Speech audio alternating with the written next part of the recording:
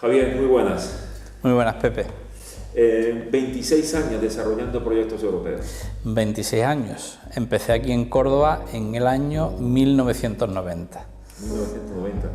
Y en todo este tiempo que en la que estás involucrado, ¿al orden de cuántos proyectos por año, más o menos? Pues te diría que una media de 5 o 6 proyectos sumados cada año.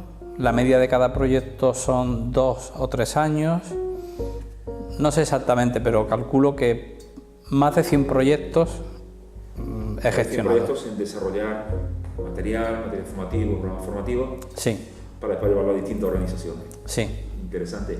Yo tengo una pregunta muy potente para ti hoy, Javier. En estos 26 años quiero preguntarte qué es lo que tú has aprendido. Bueno, he aprendido muchas cosas, porque esto es un trabajo que te permite aprender continuamente, te obliga a aprender continuamente, pero he aprendido en mi vida profesional, quizás lo que más he aprendido es a organizarme, en la organización del tiempo, la gestión del tiempo. Es algo que mi contacto con socios internacionales de todos los países de Europa me han enseñado.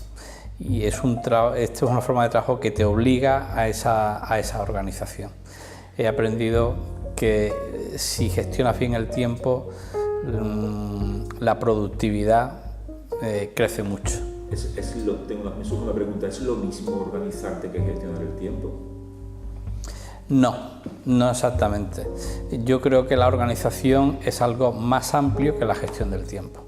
La organización incluye el orden, incluye el cumplimiento de los plazos, que es algo que en los proyectos es muy importante porque trabajamos interrelacionadamente y entonces el cumplimiento de los plazos es muy importante, en entregar los trabajos a tiempo es muy importante y la gestión del tiempo es algo que está dentro de la organización.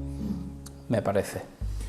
¿Crees que es un mal endémico en España esto de la organización, de la gestión del tiempo? Bueno, hombre, un poco fuerte decir que es un mal endémico, pero yo diría que es algo en lo que tenemos que aprender muchísimo. Me parece que España es un país que tiene enormes cualidades, las empresas y los profesionales españoles, como por ejemplo la creatividad. Yo creo que somos personas muy creativas. En comparación con Europa, por ejemplo. En comparación con Europa. En general los países latinos. De hecho, el arte se ha desarrollado, gran parte del arte del mundo se ha desarrollado en Grecia, en Italia, en España. Somos países que hemos aportado muchísima creatividad. Pero me parece que las empresas españolas tienen un punto débil, un punto que tenemos que afrontar, que es el saber llevar a la práctica esas grandes ideas que tenemos.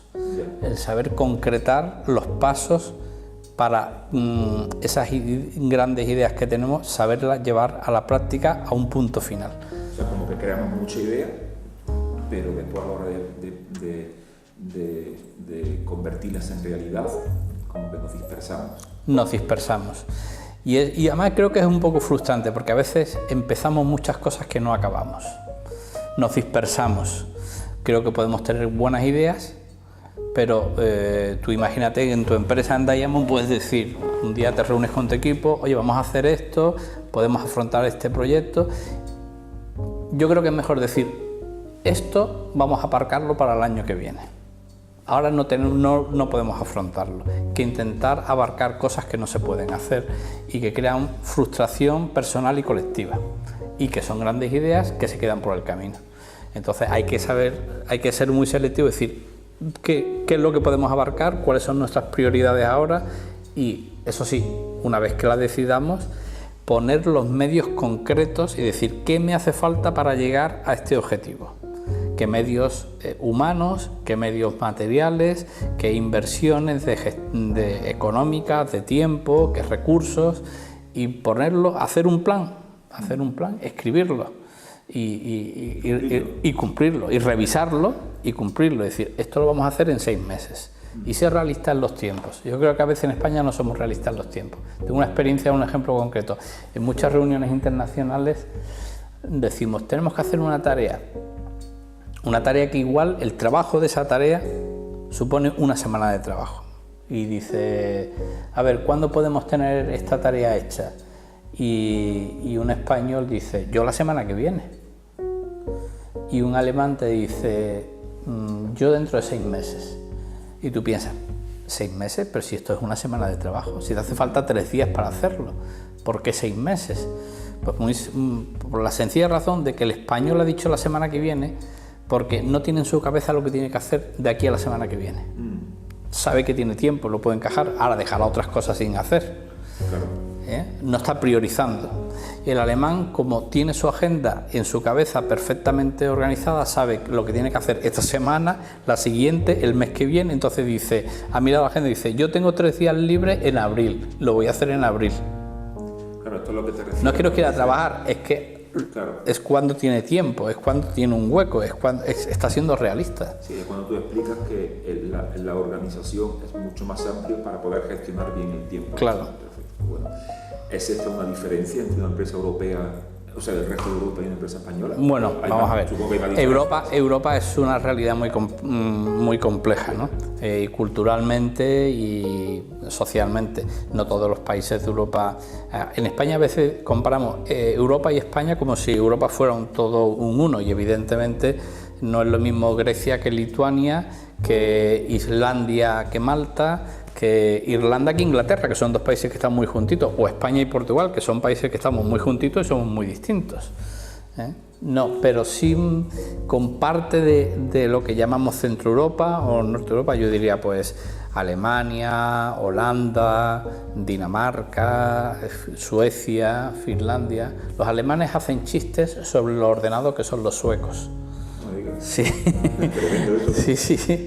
Y entonces, pues, es algo que tenemos que aprender, es algo que tenemos que superar. ¿Por qué? Porque es que perdemos un potencial importantísimo.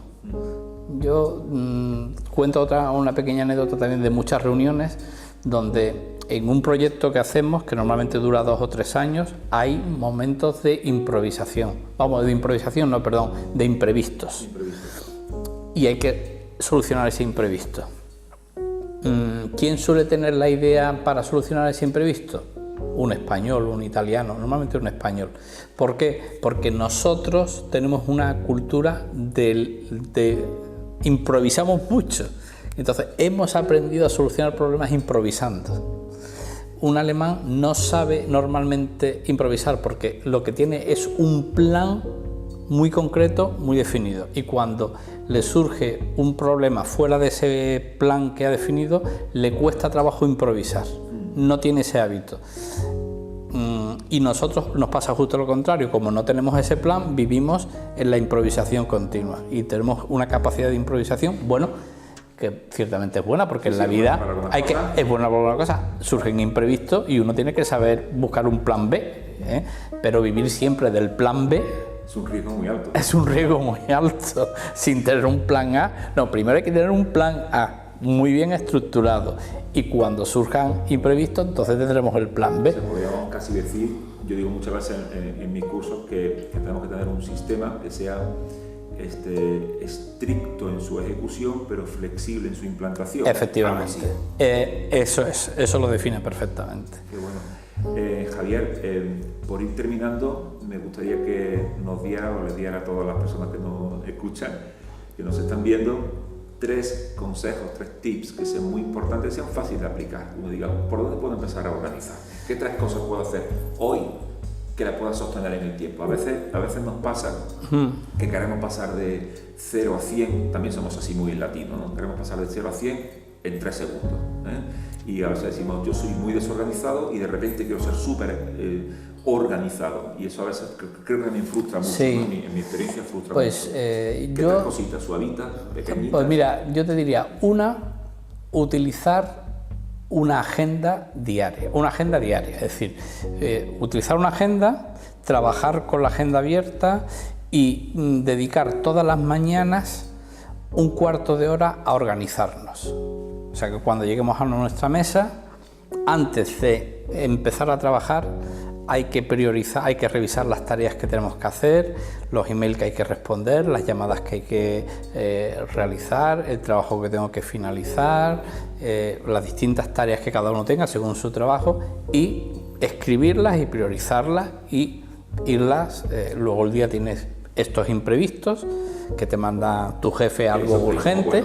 Bueno, somos muy buenos, pero tenemos que tener claro lo que... Me parece que eso es muy importante.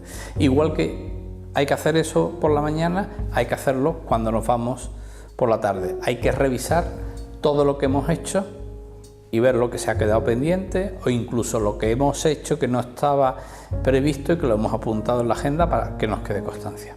A mí me parece que eso es fundamental, dedicar tiempo a la organización y luego empezar a trabajar. Es como calentar antes de salir a correr. Si no calientas bien, no corres bien. Pues si no te organizas bien por la mañana, no dedicas un tiempo a organizarte, no... Mal asunto. Un tips, unos minutos por la mañana para organizar. Sí. Segundo tips, unos minutos antes de irte a tu casa para evaluar. Para evaluar lo que has hecho. Tercer tips. Pues tercer tip yo diría... el orden material, sin caer en la, ¿cómo te diría?, en la manía, ¿no? Pero el orden en la cabeza tiene que tener un reflejo en la materialidad. Y a mí personalmente... No existe yo estoy ordenado dentro de este desorden. No existe. Existen distintos tipos de orden. En eso sí lo entiendo, existen tipos de orden. Pero tiene que haber, cada uno tiene que decir cuál es su orden y tiene que tener un orden. Y además esto en las empresas es muy importante porque yo a la gente que trabaja conmigo siempre se lo digo, tanto a mis jefes como a la gente que depende de mí. Es decir, si yo mañana tengo un accidente o me da un infarto y me entro en un hospital, yo quiero que la empresa siga funcionando. Y si mi ordenador está ordenado, si mi agenda está ordenada, si los archivos están bien nombrados, la empresa, mi trabajo va a seguir funcionando, ocurra lo que ocurra, ¿no? Si no, esto puede ser un problema. Es decir, tiene que haber un orden, un cierto orden. Yo creo que el orden, aparte da paz, da serenidad, da control. Te voy a poner un ejemplo de una empresa suiza que obliga a todos los empleados a que antes de irse a su casa no quede ni un solo papel encima de la mesa. Los papeles solamente tienen dos destinos: la papelera o la carpeta o el archivo, pero no encima de la mesa cogiendo polvo, ¿no? Entonces eso puede ser el buscar cuál es tu orden material. Cada uno tiene que buscar el suyo, pero buscar un orden material. Qué bueno. Pues Javier, muchas gracias por estos consejos. Gracias a vosotros. Por abrirnos la cabeza. Gracias a vosotros. Que a veces el desorden externo es un reflejo del desorden interno. Efectivamente. Y seguiremos hablando. Muchas gracias, Pepe. Organización y de gestión del tiempo. Muchas gracias. Gracias a ti. Gracias, Pepe.